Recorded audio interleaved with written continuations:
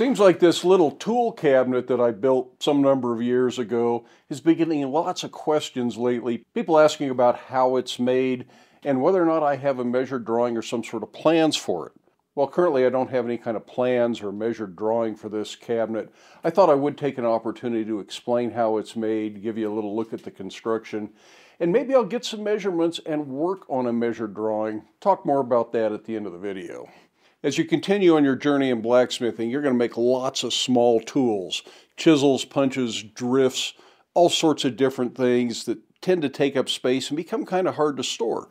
A little rack sitting on your bench is great when you got a dozen, maybe even 2 dozen of these things, but when you start getting 100 or more of these kinds of tools, you really need some place to put them. And I always wanted some sort of a really nice metal toolbox with ball bearing drawer slides, something that would hold a couple of 100 pounds per drawer, because these things do get heavy.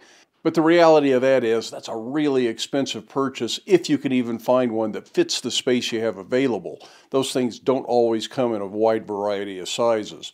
So I built this one out of plywood. It's nothing special, it's nothing fancy, it was just wood that I happened to have around, and it's about as simple a construction as you can go on. Fine woodworking, this isn't. So I thought I would start by taking a look at what kind of tools I have in this cabinet as I remove the drawers, so that we can then take a closer look at the construction for the drawers and for the cabinet itself. In this top drawer I keep various touch marks.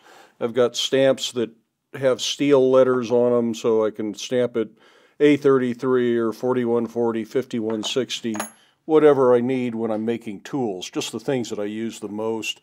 I have touch marks that I experimented with and don't really use, and some of my old touch marks, and my newest touch marks, which I need to make a video about because I have made some changes in some of these.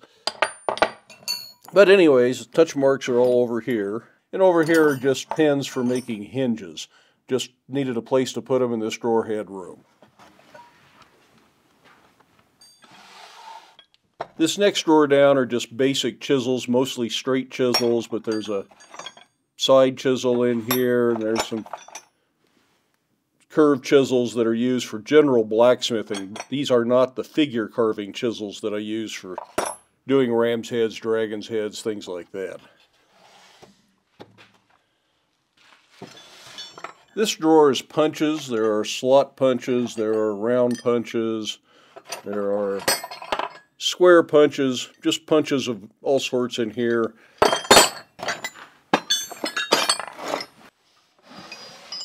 And of course you need a drawer for some of the oddball stuff. These are slitting chisels for doing slit, upset, drifted holes.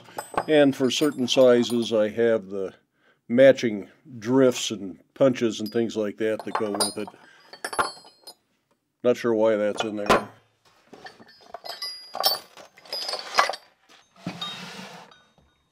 And some more kind of random punches, things that are a little bit specialized. I've got ball punches. I've got some tools for shearing out problems in axe eyes. I've got a set of tools back here that make a little bear paw print. Don't know if you can see that or not.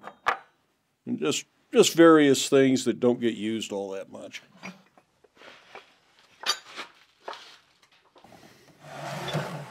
This drawer is all rivet setting tools and monkey tools. So I have bottom rivet sets that don't fit my current anvil. These were made for the previous anvil. I need to make a new set. And I have top rivet setting tools.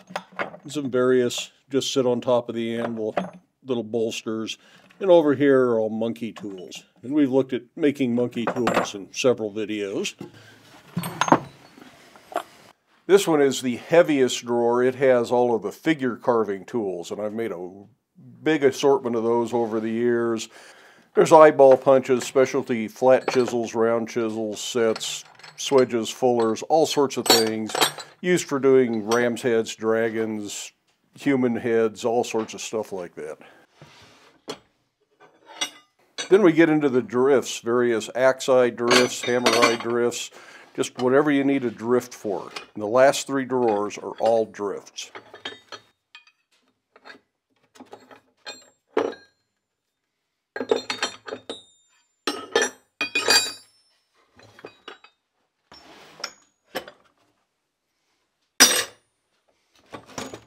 So that leaves us with an empty plywood cabinet. Now we can kind of look at the dimensions and look at the basic construction. Like I say, this is super simple, not fine woodworking. Overall height is 32 inches. I probably ought to give these in metric as well, since some of you are watching from someplace other than in the US.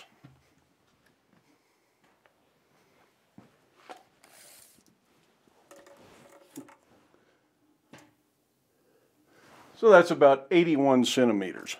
The depth front to back is 13 inches or about 33 centimeters. The width is 25 3/4, and that makes it about 65 centimeters. So those are just outside dimensions. Again, this was largely based on the materials I had and the space that I wanted it to fit in over here. I didn't want it too close to the vise, but I wanted it to hold as many tools as possible.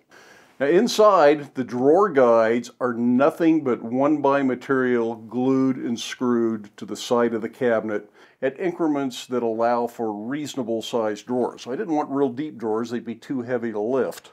Looks like there's about 1 1/8 of space between each of the guides to allow for the plywood drawer to go in there. So that's about 30 millimeters, something like that. The drawers themselves are really nothing more than a plywood base that goes full width of the cabinet, minus just enough so that they'll slide fairly easily. And that way when you open them, the drawer doesn't want to tip out of the cabinet. It's supported by this back piece. But that's really the heart of the construction. So the drawers look like this then.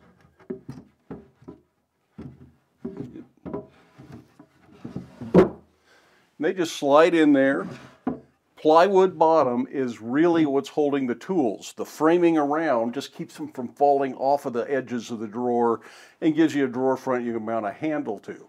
Speaking of the handles, all of these handles came from viewers just like you. Somebody complained that I had store-bought handles on this cabinet, so I put out the challenge: if you want to see something besides store-bought handles, send me a handle you forged. And I got just enough handles to do the cabinet. So again, the drawer bottom is the structural element of this, not the sides. It goes full width front to back of the cabinet. So I'll give you the measurements of what this is, but just make it fit the cabinet you're building. That's more important than trying to follow my plan here. So that's 2 feet wide, or about 61 centimeters wide, by 12 inches wide, or about 30.5 centimeters. Again, that's just what fits my cabinet, and it's a little bit short front to back so that it doesn't bump into the back of the cabinet and knock the back off. The drawer front itself then is what keeps it from going any further back, and that just leaves a little bit of a space back here. The drawer front does cover the edge of the plywood to make it look a little bit better, and it's just installed with pocket screws. I think I glued it first, although it probably doesn't make much difference. The rest of the frame is just screwed through the bottom of the drawer with some good construction quality screws, not drywall screws. That's really all there is to it. It's a super simple system. You can customize it any way you want, whether that's in size, although if you get too much bigger, not only are the drawers going to get really heavy, but they might start to sag a little bit. This drawer frame does help prevent some sag in the long run, but at some point you're going to overload it. So maybe if you need a really wide cabinet, make 2 banks of drawers instead of 1 really wide drawer. Be more useful for organization that way too. Oh, and these are about 1.5 inches deep. Now, if you want to, you can certainly paint this. I didn't bother. I really wanted to get the thing into the shop, and I figured any paint but black was just going to show fingerprints anyways, so I might as well let the fingerprints show on the raw wood.